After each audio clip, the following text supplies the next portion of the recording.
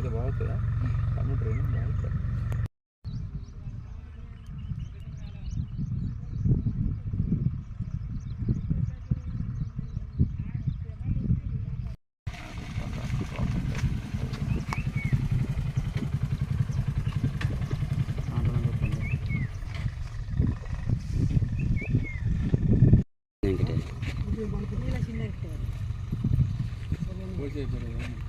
చిన్న వెంకటే నీళ్ళ పెద్ద వెంకటే నీళ్ళ చిన్న వెంకటే నీళ్ళ పెద్ద వెంకటే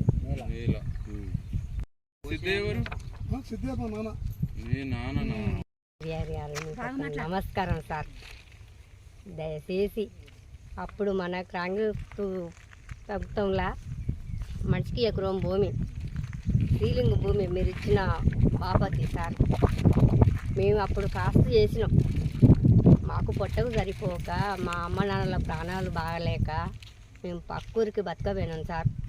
పక్కూరికి బతకపోతే అప్పుడు దొంగ పట్టాలు చేసుకొని ఒక 4 మనుషులు పక్కన వాళ్ళకి అమ్ముకున్నారు సార్. దయచేసి మేము ఏడికి పోయినా కానీ మమ్మల్ని పట్టించుకుంటలేరు. కలెక్టర్ ఆఫీస్కి పోయినాం, గన్పూర్కి పోయినాం, మండలానికి పోయినాం, మన ఊళ్ళో సర్పంచ్ సార్ కాడికి పోయినాం, మన గ్రామ పంచాయతీ ఆఫీస్కి పోయినాం. అక్కడ జనగాం డబ్బాలు అల్లేసి వచ్చినాం. మమ్మల్ని ఎవరు పట్టించుకుంటలేరు సార్. దయ వల్ల మా భూమి మాకు ఇప్పేయండి. మీకు దయచేసి చెప్తున్నాం. మీకు ఒక పాదాలకు నమస్కారం సార్. ఎవరు దున్నుతారు మా భూమి? మా భూమి కిషోరు కిరణ్ దున్నుతారు. మేము వాళ్ళ మీదకి గొడవలకు పోతా కూడా మమ్మల్ని అనరాని మాటలు అన్నారు. వాళ్ళు ఎక్కడే కొన్నారంట? వాళ్ళు శ్రీపతి పేర్లోళ్ళు అమ్మిరు. ఇచ్చుళ్ళపల్లె కిషోర్కు కిరణ్కు అమ్మిరు. అమ్మిన వాళ్ళు ఎవరు? అమ్మినోళ్ళు పాలకిష్టయ్య, గడ్డం సిద్ధయ్య, ఇంకొకళ్ళు. వాళ్ళ పేరు మీద ఉన్నాయా మరి? వాళ్ళ పేరు మీద లేదు. కిషోర్ పేరు మీద, కిరణ్ పేరు మీద పట్టాలైనవి. వాళ్ళ పేరు మీద లేదు ఎట్లా అమ్మిల్లమ్మా? దొంగ సంతకాలు పెట్టి అమ్ముకున్నారు సార్. మేము పక్కూరిలో ఉన్నాం, మాకు తెలిసిపోలే.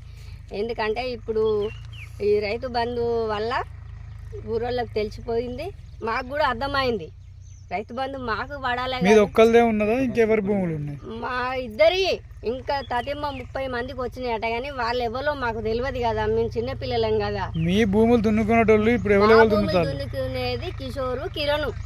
ఇప్పుడు 5 సంవత్సరాల కాంచెల్లి మేము దాని మీద ధర్నా చేస్తున్నాం. చేసినా కానీ మమ్మల్ని కొట్టడం, తిట్టడం, కానిపోని బూతులు జరిగినాయి. జరిగితే అది ఎప్పుడో ఎవరికో ఫిర్యాదు అయితే వచ్చే రోజుల్లో మీకు ఏం న్యాయం కావాలి? మా భూమి మాకు కావాలి సార్. మీ దయ వల్ల మా భూమి మాకు చేస్తే సరిపోతుంది. మీకు న్యాయం జరగకపోతే ఏం చేస్తారు? మాకు న్యాయం జరగకపోతే మందు డబ్బా తీసుకొని చచ్చిపోతాం సార్. ఆ స్థలంలో చచ్చిపోతాం సార్.